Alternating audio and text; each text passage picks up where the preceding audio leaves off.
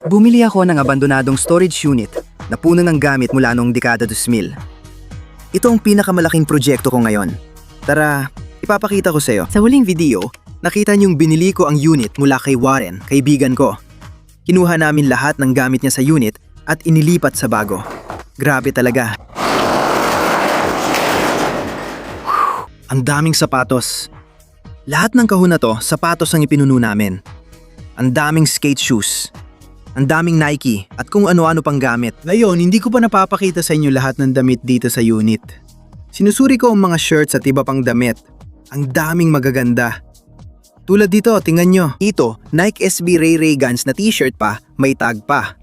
Ang astig nito. Tingnan mo, may $24 na Nike tag dito. Lumang Nike tag yan. Tingnan mo yung tag na may dunk dito. Pare, ang lupit nito.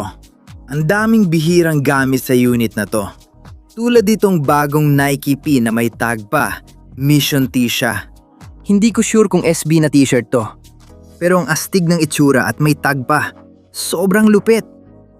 Isa pa tong astig na t-shirt. Ito, Wu-Tang crewneck ito. Worldwide tayo. Parang tongue twister yun ah. Pero pare, ang lupit talaga nito. Parang Wu-Tang na vintage na long sleeve crewneck. Pare, ang lupit talaga nito. Marami ring ding dito, tulad ng kung susubukan mong hanapin o tingnan kung magkano na ang halaga nito. Minsan wala ka nang makitang kapareho kasi wala na talagang may ganitong mga gamit na may tags pa. Alam mo yon? Ito mismo, astig talaga. Puro na sweater ito. Astig siya. Ito pa, isa pang kakaibang long sleeve dito. SB long sleeve naman ito. Halos parang bagay siya sa Tiffany Dunks o mga ganon, alam mo yon? May tags pa rin ito. Hindi ko sinasabing opisyal itong long sleeve para sa Tiffany Dunks, pero bagay siya doon. Pareho ang pattern at kulay. Ang ganda. May isa pang astig na t-shirt dito. Slap Magazine na t-shirt. Kulab ito kay Mark Gonzalez, yung skateboarder. Sa totoo lang, dapat personalidad na lang ang tawag sa kanya. Habil sobrang nakakatawa siya. Meron tayong pulang t-shirt dito at meron din tayong asul na t-shirt. Parehong-pareho lang yung graphic. Astig na collab ito. Kunin ko na yung isa. Sige, yun na yan. Sa'yo na yan. Kunin mo. Oo, bawat isa sa mga bag na ito ay punong-puno ng damit. Ang dami talaga. May isa pang astig dito. Ito yung mga pantalon, mga maong na nakuha sa unit. Meron tayong Stussy na maong. Yung ibang klase ng maong, medyo mahal talaga, nakakagulat. Hindi man sila kasing mahal ng Chrome Hearts na umaabot $30,000. Stussy pa rin to. Kita mo sa tag. Gusto ko talaga tong mga to. May iba pa tayong Stussy na pantalon dito. Kita rin yung tag. Yung maliit na berdeng army green na Stussy tag, ayan. Stussy denim, astig na pares. Meron din tayong lumang Levi's. Na yun, hindi ko rin talaga alam masyado tungkol sa Levi's na maong. Hindi ko alam kung alin ang bihira. Alin ang sobrang mahal. Pero alam ko na pwede silang maging mahal talaga. Kailangan ko muna mag-research at tingnan ng mga ito para malaman kung ano talaga sila. Mga bagong diamond na t-shirt pa sa plastic, okay? Meron din tayong sobrang astig na t-shirt dito. Gusto ko sana itong ilabas, pero mas gusto kong panatiling bago ito. Ito ang Iron Maiden Diamond Collab. Sobrang astig. Di ko sure kung totoong collab ito, pero ang ganda. Ito naman ang Diamond Misfits na t-shirt. Ulit di ako sure kung collab ito, pero ang astig talaga. Hindi lang isa meron tayo, may isa pa dito na puti at purple, tapos may gold na nahipin pa. Purple ito, may itim, tapos gold ang nipin. Ang astig ng shirt na yan, gusto ko yan. Pero pakinggan mo, ang lakas ng dating dito dahil sa dami ng diamond. Parang bumalik tayo sa 2016 sa dami ng diamond shirts dito. Ito, collab talaga to. Ito ang Diamond Crooks and Castles. Medyo kakaibang shirt. Yan ay Crooks and Castles na t-shirt. May collab din ng Diamond Crooks and Castles doon, astig yun. Ito naman ay Diamond Buy Sell Trade na t-shirt. Na parang pawn shop ang itsura. Medyo kakaiba, gusto ko. May Arabic na sulat din.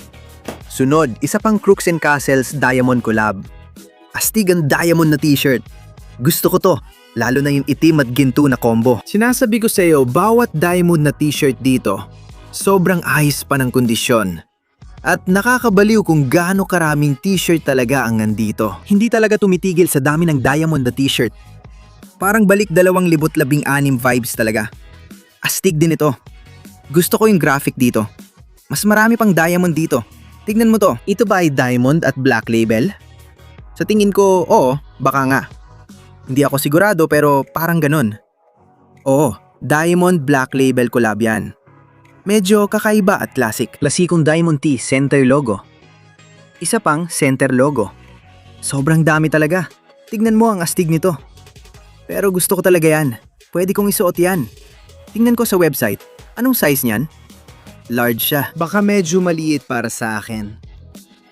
Ito ay isang Diamond Arabic na t-shirt dito. Mas marami pang diamond. Tingnan mo, grabe talaga. Nakakabaliw kung gaano karaming diamond na gamit ang nandito. Ito mismo yung isang t-shirt na nasa plastic dito. Ayan na siya, labas na sa plastic, ang astig ng t-shirt na to. All over print at Tiffany ang kulay. Kakaiba talaga. Mighty Ann. Hindi ko mabasa yan. Mighty. Mighty Healthy. Mighty Healthy Diamond Collab. May rasta na kulay at mas maraming diamond. Grabe, ang daming diamond na shirt. Nikki Diamond. Kung nanonood ka bro, nasa akin lahat ng supply mo.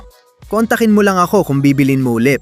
May nakita rin akong mga kakaibang sombrero dito. Ito ay isang Stussy Futura collab. Hindi ko talaga alam tungkol sa mga sombrero at halaga nila. Kasi hindi rin ako madalas magsuot ng ganyan. Pero astig itong sombrero na to. Meron din tayo nito. Hindi ko rin alam kung ano yan. Mukhang kakaiba. Alam mo ba, Stewie? Oh, Parang spray yan. Mukhang spray can. spray can na ano? Sige, oo. Gusto ko yan, astig talaga. Isa pa, itong Stussy na sombrero may all-over print. Yung ibang sombrero dito sobrang bira. Halos wala ka nang makitang katulad sa eBay. Ilang taon na rin tong mga gamit na to.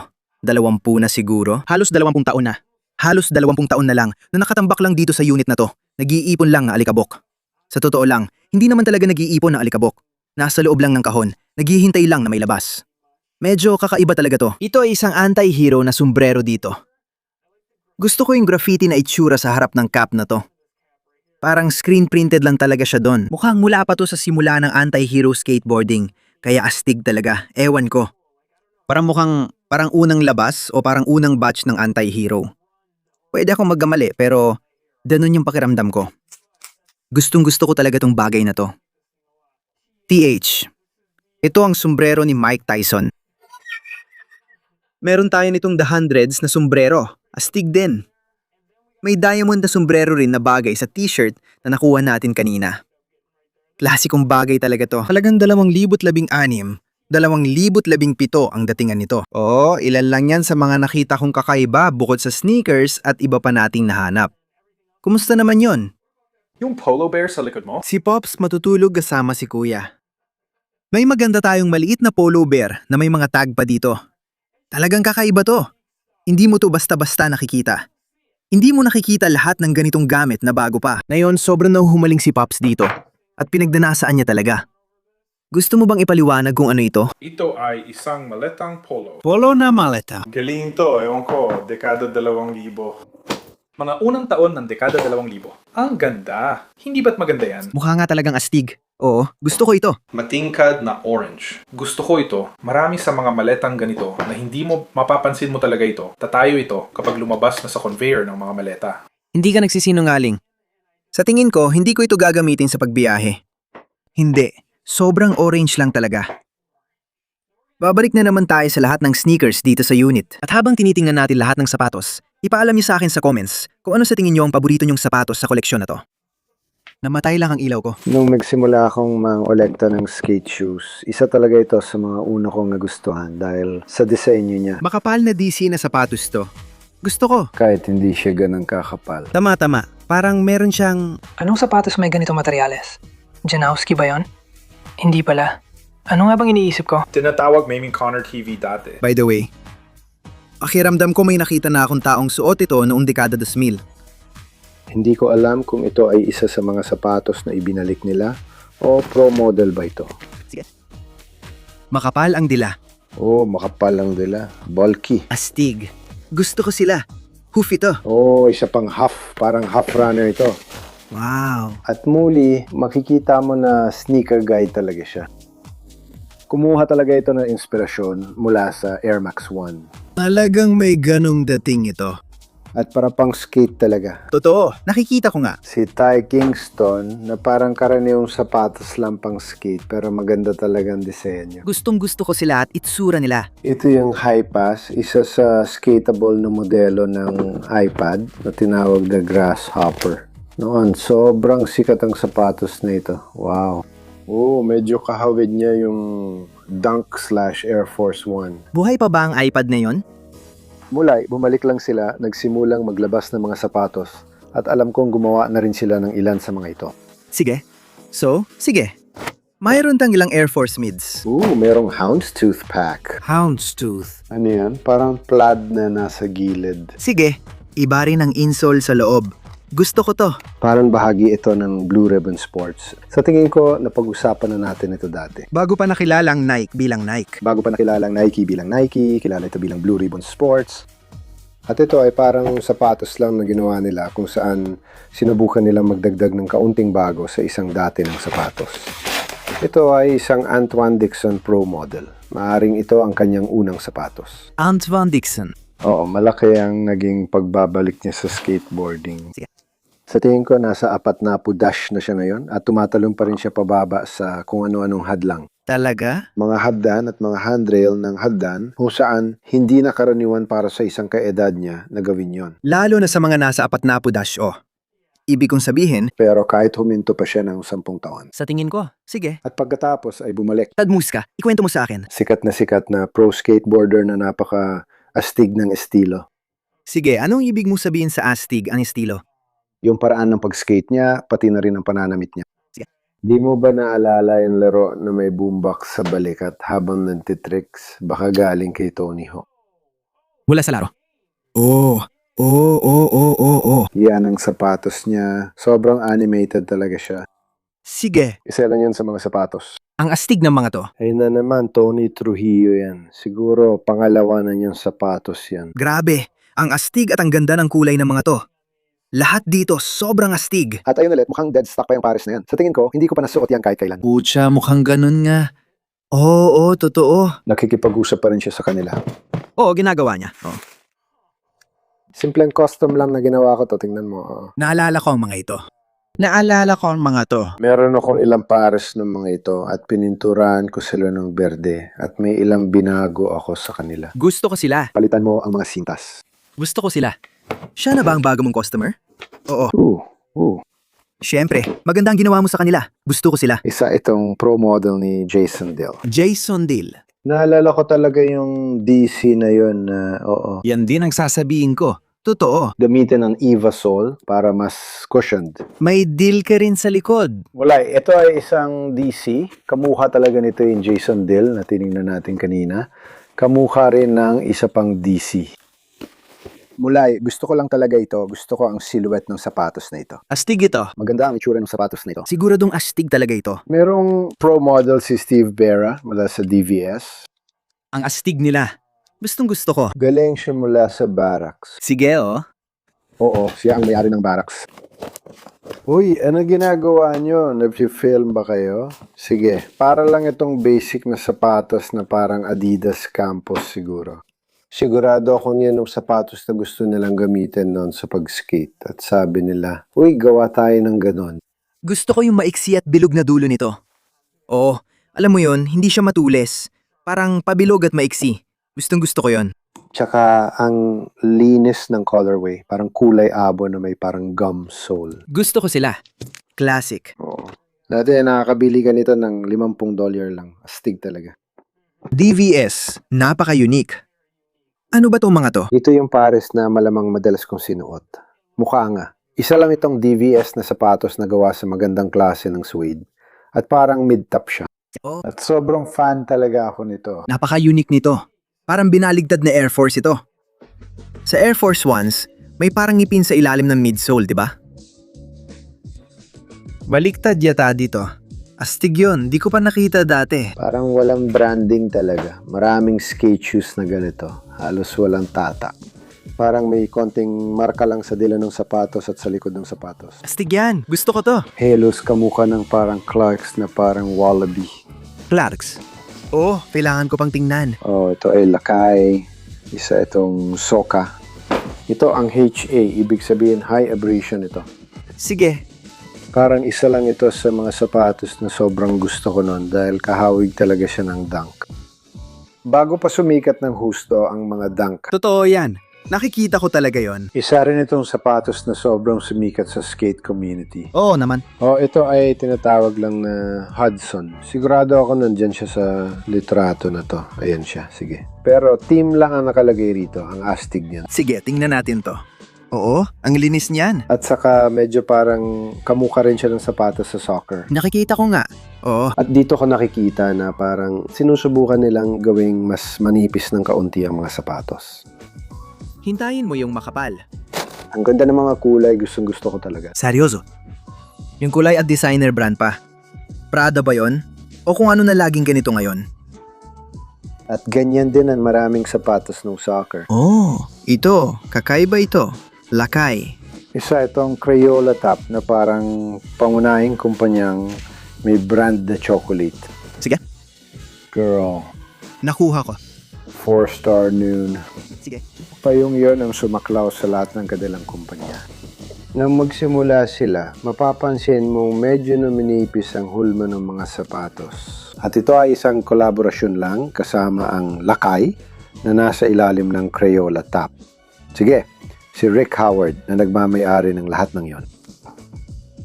At sinusubukan din nilang makuha ulit yung pakiramdam na parang soccer. Alam mo yon, sikat ang itsura niyo noon.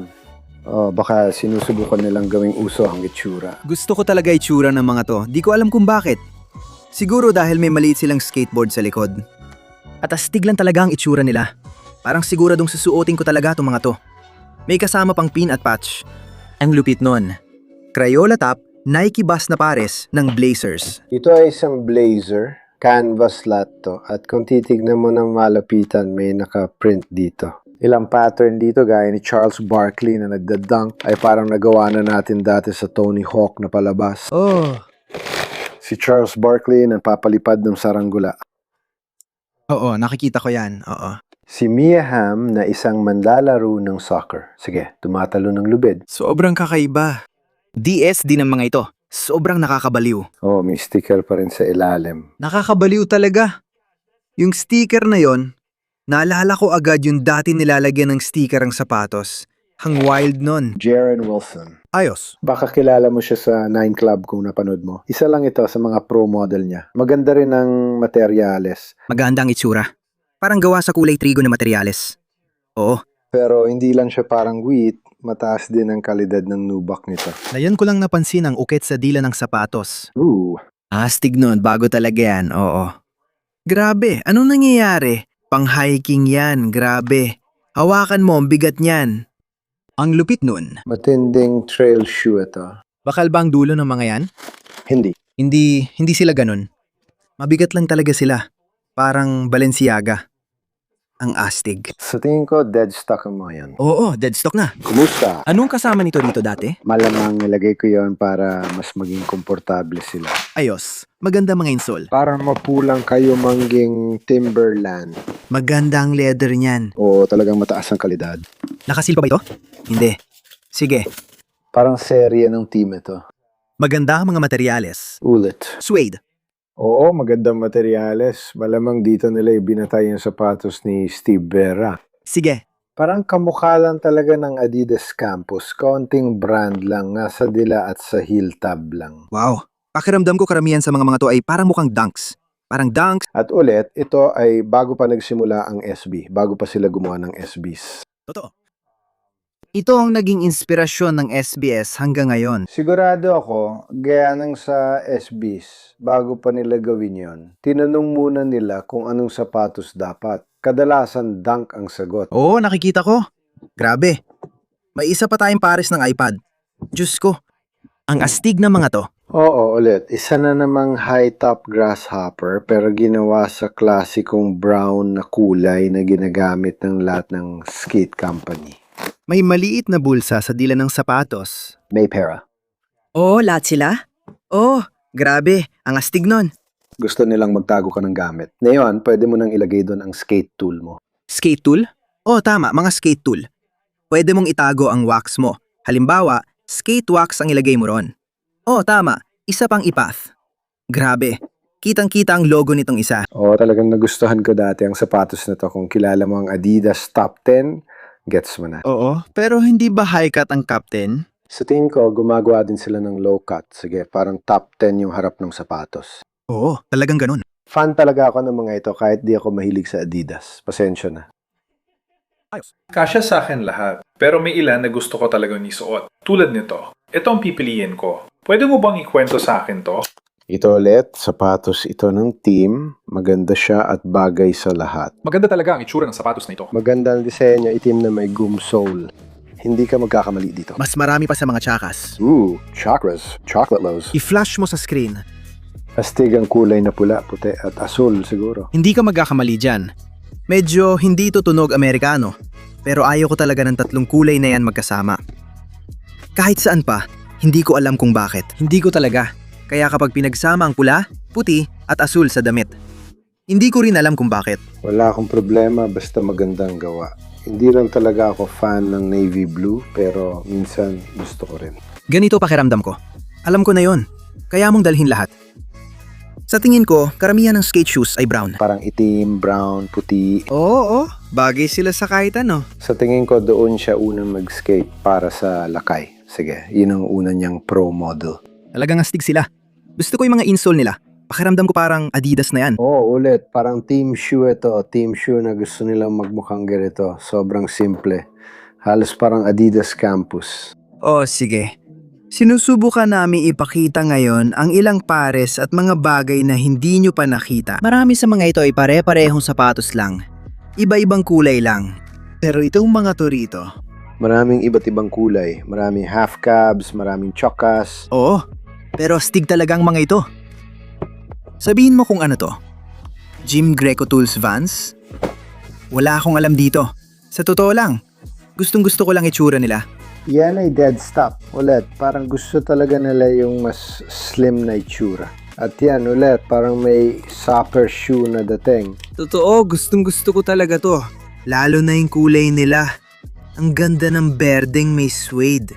Yan talaga trip ko. Isa to sa pinaka-iconic na skate shoes ever. Oh. Asics Sal yan. Hanggang ngayon, ginagawa pa rin nila ang sapatos na to. Pinapayat lang nila ito ng kaunti. Pero itong sapatos na to, sabi ko nga kay Connor, na nung si Bam Margera, isa siya sa mga original na Nike skaters. Bago pa sila gumawa ng dunks at kung ano pa. Hindi niya gaanong trip yung mga sapatos na yon. Kaya ang sinusuot niya ay Asics Sals at nilalagyan niya ng tape na Nike swoosh sa gilid. Nakakatawa talaga yon. Nandun ako nang pinag-usapan niya yon. Ang saya nun. Sa totoo lang, bagay talaga ang Nike logo sa sapatos na to. At halatang sariling disenyo nila ito, hindi sila lang gaya o ginawang kamukha ng ibang sapatos. Maganda at mukhang komportableng sapatos. Astig yan. Tingnan mo to. Isang pares ito ng Air Forces. Mukhang galing pa to nung 74 o mga ganun taon. Siguradong ganun nga. At ang nakakabaliw dito, tingnan mo kung gaano kaliit ang kahon. Totoong totoo to. Ang nakakabaliw pa, size 10 na sila noon pa man. At mukhang puti sila. Pero hindi sila puti. Parang, anong sabi dito? Natural? Oo, nakasulat nga na natural. Kaya parang off-white sila. Pare, sana may petsa dito. Oo, napakataas ng kalidad ng leather. Naalala ko nung binili ko to sa Fairlane Mall. Ilagyan ko agad ng sintas at sinuot na. Tapos ginamit ko na. Ang lupit nun. Sobrang lupit talaga. At mukhang nagamit mo talaga ng husto. Oo, sigurado. Tingnan mo yung Nike Air sa likod. Sa toe, marami sa mga bituin ay nabura na. Grabe yun. At may leather tongues pa at lahat. Grabe, oo. Astig. Sobrang lupit nun. Pero yung kahon talaga ang tumatak sa akin. Ang galing nun. Astig, parang ibang klase ng kahon ng Nike. Grabe, tingnan mo yan. Mas luma ito, puti at itim lang, may konting glitter pa nga. Astig yon. Dito mo malalaman kung gaano nakatanda ang mga sapatos. Sa tingin ko, dead stock na sila. Mukhang nga. Oo, mukhang dead stock talaga sila. Baka may isa pa akong nasuot na pares. Hindi ka panipaniwala. Yung glitter para sa akin, alam mo yon, may mga tao na ayaw ng glitter. Pero may mga tao na gusto yung OGs. Kasi alam mo yon, doon mo malalaman na totoo sila. Kapag may glitter sila, gets mo? Ang paper na yon, kumikiski sa sapatos kaya kalaunan. Nagkakaroon ng glitter sa buong sapatos. Kadalasan, lumalabas ito sa mga madidilim na materyales gaya ng leather. Kaya astig talaga. Pakiramdam ko, marami sa mga Jordan 1 mula noong 2014, 15, 16. Ewan ko kung bakit, pero sila talaga ang tinatamaan nito. Ang astig pa rin, talaga. Isa lang talaga doon. Isa lang nakuha natin. May Air Max tayo. Anong klase ito? Ito ang Air Max 1 No Liner. Sige. Sa kasama ang palad, ito marahil lang pares na nung nagkaroon na nakawan sa bahay ko noong 2008, nakuha nilang isang sapatos. Grabe. Kaya. Pero baka may bug dito na may tigisang sapatos lang. Kaya may pumasok noong 08 ilan ang nawala sa iyong pares? Malamang nawala sa akin mga 200 hanggang 250 pares. Seryoso ka ba? Pero parang balewala lang yan dahil marami pa rin ako meron. Ibig mong sabihin, mas marami kang pares noon kaysa sa nandito ngayon. Oh, mas marami pa. Sobra pa nga. Grabe ang lupit noon. Wow. Wow. May mga pares ba na nanakaw na hanggang ngayon iniisip mo pa rin? Wala. Hindi ko talaga tinitingnan ng nakaraan. Sige. Minsan naisip ko, paano nila nakuha yung ganung pares? Sige. Meron akong ilang laser dunks na isa sa 2,500 lang. Maganda sana yon pero okay lang. Lampasan na ang nakaraan. Naiintindihan ko yan. Alam mo, hindi ko kailangan lahat nun to. Tama, naiintindihan ko yan. Grabe. Sana nga makita natin ang kapareha nito. Astig kung magkakaroon tayo ng mga to. Parang Jordan Pack siya, walang liner. Sige, baka nandito nga. Eto, gusto ko tong kakaibang kahon. May Vans na kahon tapos nakasulat Rowley. Jeff Rowley. Jeff Rowley. Medyo mahilig mag-customize dito. Sige, ginawa mo ba talaga yon? Pininturahan ko lang ng pula yung dulo. Gusto ko yon. Grabe, sa tingin ko, ito ang una niyang pro model kasama ang Vans. Tinawag itong XLT. Sikat na sapatos yan nun sa mundo ng skateboarding. Gusto ko sila. Nike SB na kahon. Ano? Ito ay isang Omar Salazar. Pro model to na ginawa lang nila sa maikling panahon. May stash tang at iba pa mula sa Nike. Tumahimik ka. Pero basic lang, parang malinis tingnan na sapatos. Astig talaga to. Ngayon ko lang nakita. Hindi ko rin naisip yun. Sa tingin ko, sa maikling panahon lang nila to ginawa. Siguro nung okay pa si Janowski. Lahat ng effort nila nilagay nila doon. Astig talaga sila. Di ko lang alam mo kung gaano sila kasikat. Yung kay Janowski? Oo. Nasa time ako na sumisikat lahat. Si Janowski yon. Pinaka mabentang sapatos ng Nike. Hindi ko talaga sila gusto.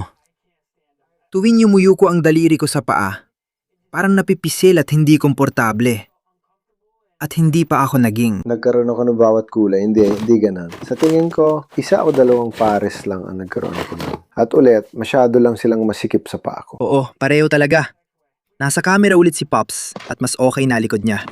Nakuha ko to dito. Parang deconstructed na blazer to. Nakikita ko yan. Ginawa nilang maliit na nakausling gilid sa ibaba at tinahi yun. Medyo astig siya. Parang naalala ko. Parang nakikita ko na pwedeng gawin ng Supreme ang ganitong collab sa isang blazer. Para sa akin, maganda ang color blocking nito. Oo, gusto ko siya. Oo. Pero ano yun? Gusto ko rin kung paano nila nilagay ang size sa loob ng ganyan. Kaya ang nakakabaliw dito, napag-usapan natin yung mga sapatos na ako'y. Suot ko ngayon, di ba? Mayon, mga vintage ito. Oo. Meron din ako nito, pero mas malaki. Parang Jordan. Talaga? Kita mo ang astig nun. Gusto ko yung mga ganyang bagay. Ang ganda ng kulay niyan. Parang pareho lang ng sapatos na yon. Sa tingin ko, tawag dyan ay 1,985 kahawig talaga ito ng Adidas. Anong sasabihin natin? Top 10. Pareho ang hugis ng unahan. Kita ko talaga yon. Isa ito sa mga paborito ko nun. Kitang-kita mo naman mukhang madalas ko itong nagamit. Oo naman. Matigas talaga ang balat nito. Gusto ko ito, matibay dahil sa leather lining. Marami akong pares nito. Maganda ang sapatos at kulay. Sobrang gusto ko talaga ang balat nito. Ang astig. Sobrang mataas ang kalidad. May kahon ng Jordan. At ano pa? Parang itim na version lang ng Choco na tiningnan natin kanina. Mas maraming Choco. Sinusubukan nilang gawing parang high fashion ang itsura. Oo, nakikita ko yon. Solid na itim na sapatos, simple at madaling isuot. Mac Johnson. 2-0. Kaya ito ang pangalawang sapatos mula sa lakay kasama si Mark Johnson. Pumanaw na siya. Kakamatay lang niya ngayong taon. Grabe. Sinusubukan na naman nilang papayatin ang mga sapatos. Isa lang ito sa mga iyon. Pero medyo mukhang makapal pa rin sila. Lalo na sa dila ng sapatos. Napakiramdam ko ay makapal talaga. Karamihan ng skate shoes may makapal na dila para protektado sa tama ng skateboard. Oh, ikaw naman. Ang linis na mga to. Gusto ko yung kulay abuhin. Gaya ng ilang detalye sa sapatos na hindi ginagawa ng mga karaniwang kumpanya. Tama ka dyan. Ngayon, itong mga to, sabi mo, espesyal sila. Sige, eto naman. Bakit naman? Nung nagsimula akong mangolekta ng skate shoes, isa ito sa mga nakita ko at naisip ko, ano ba tong bagay na to? Hindi talaga sila kamukha ng ibang sapatos noon at talagang nahumaling ako sa kanila. Sige.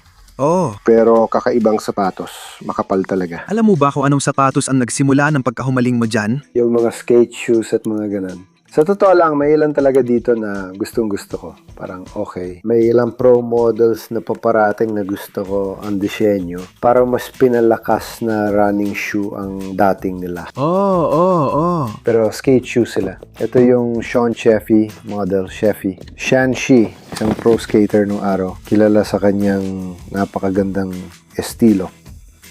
Parang running shoe to para sa akin. Isa rin ito sa mga sapatos na nakuha ko. Isa ito sa una nung nagsimula talaga akong mahilig sa maraming klase ng skate shoes. Parang dito nagsimula karamihan. Isa sa mga iyon, nasasabi ko. Sige, isa sa mga una kong nakuha. Nakakuha ulit ako ng isa pa nito. May isa pang Mark Johnson dito. Ayos, puro puti lang. Gusto ko talaga to. Gustong gusto ko to. Isusuot ko to. Nakakabaliw makita kung gaano karaming puting sapatos ang meron ako dito. At kung tinanong mo ako, siguro mga 5 o 10 taon ang nakalipas, sasabihin ko, hindi ko gusto ang puting sapatos. Sige. Pero napansin ko kung gaano karaming puting sapatos talaga meron ako. At kung gaano karaming puting sapatos ang regular kong sinusuot. Pare. Itong isa dito ay isa pang Balto. Hindi ko pa nga nailalabas ang kahon. Alam mo na agad kung anong laman nito. Gustong gusto ko to. Isa ito sa mga klasikong kulay nila. Sobrang sikat nito lalo na nung huling bahagi ng dekada, 80 at unang bahagi ng dekada, 90. Sobrang vintage nito. Dati gumagawa ang Colombia ng ganitong jacket. Oo, nasa Patagonia ako o parang ganun. Ganito talaga ang itsura nito. Itong particular na sapatos, hindi ko maalala kung ito ba yung sapatos o may isa pa akong colorway dito na sinuot sa palabas na Seinfeld, ang astig, di ba? Jerry Seinfeld. Astig talaga yon. Napag-usapan pa namin dati. Astig. The Kai Mike Carroll Pro Model. Ang lupit talaga ng mga to. Diyos ko. Dumating sa punto na nagsimula silang gumawa ng mga collab. Nakakatawa kasi kadalasan, nagko-collab sila sa sarili nilang mga kumpanya. Wow. Oh, Isa si Caro sa kanila. ibig kong sabihin, maganda yung technique ng brand, alam mo yon? Oo, pare, tingnan mo yan. Ang astig talaga niyan. Gustong gusto ko ang girl. Para mukhang girl ang pantalon ko, pero hindi naman. Hindi ko alam anong klaseng pantalon to. Nagmumukha kayong babae, mga babae. Tama, sige. Pare, at pati yung G-string mo na suot mo ngayon. Ang astig na mga to. Gustong gusto ko to. Gustong gusto ko rin yung insole. May maliit na stencil para sa pagpipinta ng grip tape o board mo. Grabe. May bagay dito na gusto ko. Sana kasya at siguradong susuotin ko. Sandali lang. Wala na talagang gumagawa ng ganitong mga bagay ngayon. Tingnan mo. May stencil para sa grip tape mo. Hindi. Yun ang spray paint. Oo. O mga gusali. Diyos ko, ang astig nito. Gusto ko itong itago. Sobrang astig. Ano bang nangyayari? Isa ito sa original nilang skate shoes. Ewan ko, Angus, tama ba tawag dito? Zoom Air Angus. Oh. Tingnan mo ang unique. Ngayon lang ako nakakita ng ganito. Sa tingin ko, nahuli sila nung ginawa nila yon. Anong nauna? Delta Forces o ito? Matagal ko nang nagkaroon ng Delta Forces. Sige, kasi parang may inspirasyon akong nakikita. Totoong skate shoe yan, ginawa para sa skateboarding kaya astig. May Zoom Air at Zoomer. Mukhang DS pa rin sila. Oo. Hindi ako fan ng silhouette na yan. Raba. Kukunin ko sana sila pero alam mo na. Oh. Pakiramdam ko, ang weird. May nakasulat ba ang SB sa likod o wala? SB ang nasa kahon. Pero Air ang nasa likod. Ang weird, di ba? Ito ay sobrang iconic, Diyos ko. Ito ang Andrew Reynolds. Sa tingin ko, ito ang unang pro model niya. Astig ang mga ito. Hindi lang iconic ang sapatos, pati kulay nito. Oo, parang ganon. Halos lahat ng skate shoe brands ay gumagawa ng mga sapatos sa ganitong colorway kasi sobrang sikat at kilala na. Pag nakita mo, agad mo may isip ang skateboarding. Oo, 100%, totoo yan. May brown na tilaw sa loob ng dila ng sapatos dyan. Ang astig nito, parang ultimate na talaga. Kung titingnan mo kung anong skateboarding shoe, pakiramdam ko ito na, itong sapatos. May Thrasher box tayo. Astig ang mga to. Kolaborasyon ito ng Lakay at Thrasher. Ang lupit ng mga to. May scapegoat na naka-imprinta dyan. Gusto ko yung kombinasyon ng kulay. At higit pa dyan, tingnan mo yung pinakalikod ng sapatos. May Thrasher logo. Gustong gusto ko talaga to. Kung kasya lang sa akin to, susuotin ko talaga. Ano to? Sa tingin ko ito ay Air Force 125. Noong 2007, sinubukan nilang baguhin ang Air Force 1 at gawing totoong sapatos para sa basketball. At ito na yan. Wow! Hindi naman ito naging sobrang sikat. Hindi naman talaga ito nagtagumpay. Grabe yon. Di ko pa to nakita dati. Hindi naman pangit ang sapatos na to. Mukha namang maayos. Ewan ko. Pwede namang mas malala pa. Tama, totoo yan. Sunod, dito, may powder tayo. Alam ko kung sinusundan ng tao yung Nine Club, pero kakagawa lang nila nito. May segment sila kung saan ipinakita ang pula at abong bersyon ng sapatos. Ito ay America Eric Ellington. Sige, At siya ay kilala sa ganitong estilo na isang kulay lang sa harap, ibang kulay sa likod. Ito ay tan at kayumanggi. Ipinakita nila ang pula tabo, pero parang medyo nag-viral ito online kasi alam mo na, maraming tao ang nagsabi na, wow, ang astig nun. kaya pala. Sabi mo nga, kamakailan lang yon? Oo, nitong nakaraang buwan lang, parang... Tingnan mo to. Ibinabalik ang mga bagay na to. Ibig kong sabihin, Para sa akin, maganda ang kulay na kombinasyon na yan. Diyos ko, gustong gusto ko tong kulay. Astig! Walang tatalo dyan. Alam mo ba anong gusto kong itawag dito? Para itong peanut butter toe dip. Oh, Nutella. Gusto ko yan. Gusto ko yan. Wow. Halos pareho lang ng sapatos. Parang may dunk half cab na dating. Pare, malaki talaga ang swelas niyan. Hindi ko alam kung paano mo sasabihin pero medyo makapal na siya. Parang halos mukhang platform van sa ilalim. Oh, pero may malaking AALA na nakaprint sa gilid. Gusto ko sila, parang pinapaalala nila sa akin ang, Hindi naman sila sumikat dahil sa sapatos nila. oh, sige. Mas kilala sila sa kanilang mga damit. Akiramdam ko kung meron kang Toki Dunk lows at ginawa mo itong high, ganito ang magiging itsura nito. Ooh. Alam mo yon? Huling pares bago umalis si Warren. Ito mismo. Parang ganito, di ko sure kung baka na sapatos o ibang materyales talaga. Alam ko na may sapatos si Eminem na halos kapareho ng itsura, kulay, at materyales nito. Iba lang ang talampakan. Sige, parang pinapaalala nila sa akin ang Travis Air Max. Young 270. Oo, gustong gusto ko to. Ang lupit ng kulay nito. Ang ganda talaga. Ulit, ito yung sapatos na kung kasya lang sa akin, suot ko na sana. Tinitingnan ko ulit tong sapatos at gustong gusto ko. Pero parang hindi ko kayang isuot ang Air Max sa kung anong dahilan man. Di ko rin alam bakit. Maraming sapatos na gusto ko lang tingnan. Oo, hindi sinususuot. Oh, ganun ang pakiramdam ko tungkol dito. Sige, aalis na si Warren na yon. Grabe talaga to, sobrang grabe. At ulit, sobrang nagpapasalamat ako sa lahat ng to. Seryoso, alamat ka. Salamat talaga sa'yo. Nakaka-overwhelm dami ng sapatos dito. Unti-untiin kong tingnan bawat pares. At hahanapin ang kakaiba o astig, ipapakita ko rin. Salamat sa lahat ng kaalaman at sa lahat ng naibahagi mo. Pare, Grabe talagang kasaysayan ng lahat ng ito. Alam mo naman, alamin mo ang tungkol sa mga sapatos mo at kung sino ang nagdisenyo ng mga ito. Yung teknolohiya na ginamit dito. Mas napapabuti ito para sa lahat. Pwede mo ring ibahagi ang kaalaman sa iba. ang galing nun. Kaya si Warren ay paalis na sana hanggang sa inilabas namin ang isa pang pares. Meron tayong mga blazers dito. Anong klaseng blazers ang mga ito? Sigurado ako, ito ang mga Vanilla Ice Blazers. Vanilla Ice. Napaka-unique. Napaka-unique ng kulay. Tingnan mo, nilagay nilang buhok niya sa loob sa ibabaw ng isang tipak ng yelo. Grabe, tingnan mo yan. Ang astig. So mga tol, naghalungkat ako dito sandali. Sinusubukan kong ayusin yung ibang sapatos. Ang dami nating gamit dito. Parang ito yung mga nadaanan na natin.